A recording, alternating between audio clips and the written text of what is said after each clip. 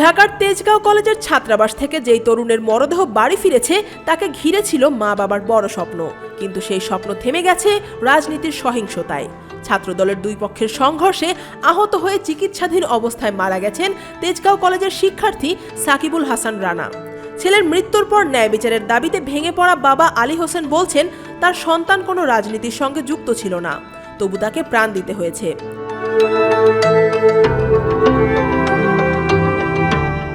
17 December বেলা 12টার দিকে সাকিব হত্যার বিচারের দাবিতে সহপাঠীদের আয়োজিত বিক্ষোভ সমাবেশে বক্তব্য দিতে গিয়ে এসব কথা বলেন আলী হোসেন।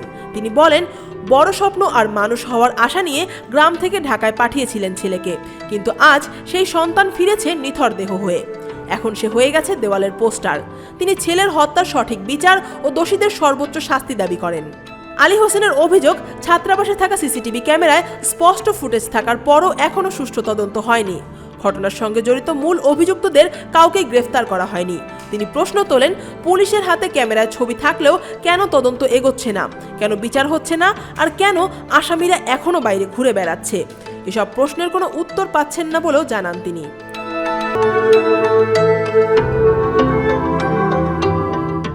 নিহত সাকিবুলের কোনো রাজনৈতিক সম্পৃক্ততা ছিল না, এই কথা পুনর্ব্যক্ত করে আলী হোসেন বলেন, তার ছেলে একজন গ্রামের সাধারণ ছেলে, অনেক কষ্ট করে মানুষ করেছেন, ভালো ছাত্র ছিল বলেই মানুষ হওয়ার আশায় ঢাকায় পাঠিয়েছিলেন, কিন্তু সে মানুষ হতে পারল না, দেওয়ালের পোস্টার হয়ে গেছে। কেন তাকে হত্যা করা হলো সেই প্রশ্নের উত্তরও তিনি জানেন না।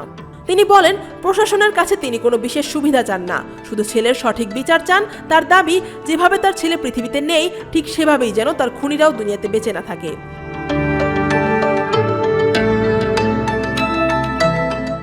অন্যদিকে সাকিবুলের হত্যার বিচার না হওয়া পর্যন্ত আন্দোলন চালিয়ে যাওয়ার ঘোষণা দিয়েছেন তার সহপাঠীরা। দোষীদের গ্রেপ্তার ও দৃষ্টান্তমূলক শাস্তি নিশ্চিত না হলে আন্দোলন থেকে পিছু হটবেন না বলেও জানান তারা। সহপাঠী সাইফুর বলেন, সাকিব তাদেরই একজন ছিল এবং কোনো রাজনীতির সঙ্গে যুক্ত ছিল না।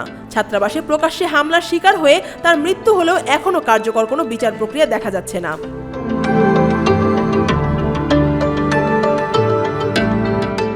এর আগে গত 6 ডিসেম্বর রাতে তেজগাঁও কলেজের ছাত্রাবাসে মাদক সেবনকে কেন্দ্র করে ছাত্রদলের দুই গ্রুপের মধ্যে সংঘর্ষ হয়।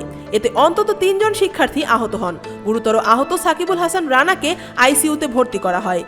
4 দিন চিকিৎসাধীন থাকার পর 10 ডিসেম্বর দুপুর 12:30 তার মৃত্যু হয়। News desk, Dhaka watch.